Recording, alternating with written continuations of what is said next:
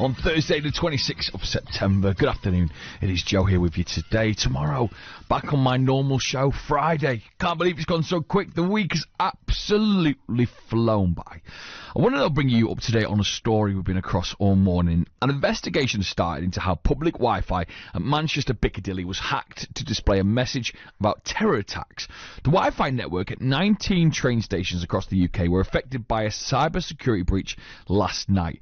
Passengers logging onto the system saw a screen with what appears to be an anti-Islamic message about terror attacks, including the Manchester Arena bombing.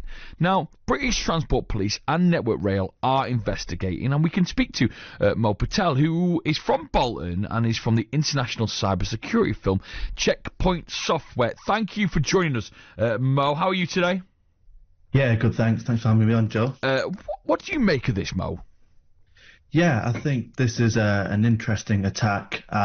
It's one that's affected, I guess, it's the third-party supplier here to Network Rail.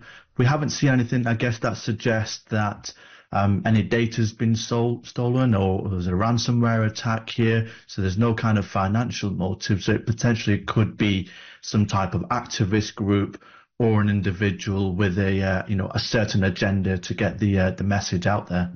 So how difficult is it for someone who literally doesn't know anything about hacking? How difficult would it be to do what these people would have done yesterday? Yeah, we see this often now, and with the rise of AI and other tools out there, kits you can buy online essentially, that kind of sometimes make it really easy to try and find your way into a network and sort of hack your way in. This could have happened because software or hardware wasn't patched in time, and so someone's managed to kind of exploit this and find their way in. But it's too early at this stage to really kind of speculate in terms of how they managed to get into the Wi-Fi system here and get that on the landing page. Was it unusual to target the public Wi-Fi, or would that have been something that the hackers would have wanted to do because they knew that people would have been accessing it?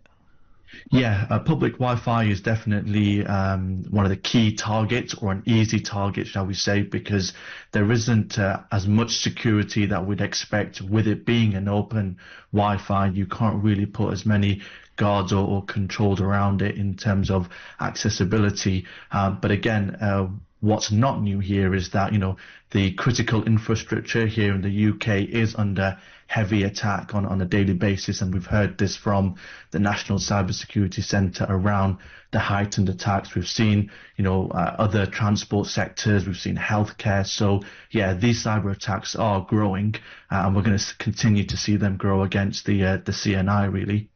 Can we just talk about why someone might want to do this? We are speculating now, but what often are the reasons behind these hacks?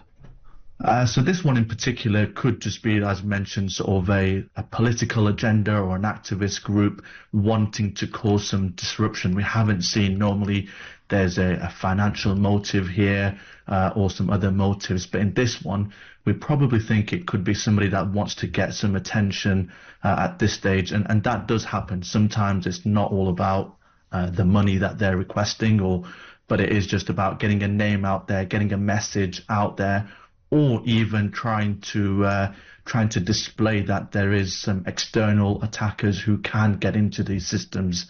Sometimes they want to show your security is not good enough, and we managed to get in at this stage. So yeah, there's various reasons why this happened, and we'll have to see how this one kind of unfolds, really. Would anyone be worried, Mo, if they did log into the Wi-Fi yesterday? Should they be worried about anything?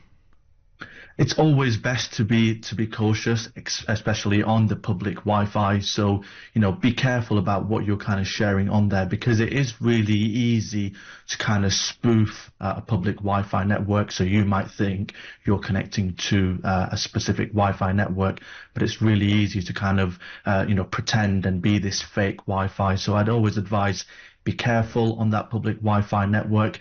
maybe keep your sensitive data and sensitive online accounts, keep that not to be connected to the Wi-Fi network. And if often, connect to your mobile data, there are other means that you can get, a secure network connection. So maybe opt to use that, but always kind of be cautious. It's not a statement to say stop using all public Wi-Fi networks. That's not the message here, but definitely be more aware and be cautious about what you're connecting to and how you're connecting on there. Yes, 100%. Mo, do you use public Wi-Fi? We tend to use public Wi-Fi, but with a VPN in there. So a VPN would give me that sort of sense of, the security is there. I'm not sharing my public information on that online network. So a VPN is probably a good tool that we'd advise people to utilize on the open and Wi-Fi networks. Mo, thank you for this and coming on from Checkpoint Software. Mo Patel from Bolton, giving us a sort of expertise look on hacking and something that's quite interesting to many of us, the idea of people can hack from wherever they are, maybe in the world, to see how reliant we have become on our devices. Mo Patel there. Little look on the roads, a few tunes away as well from our band being in the studio.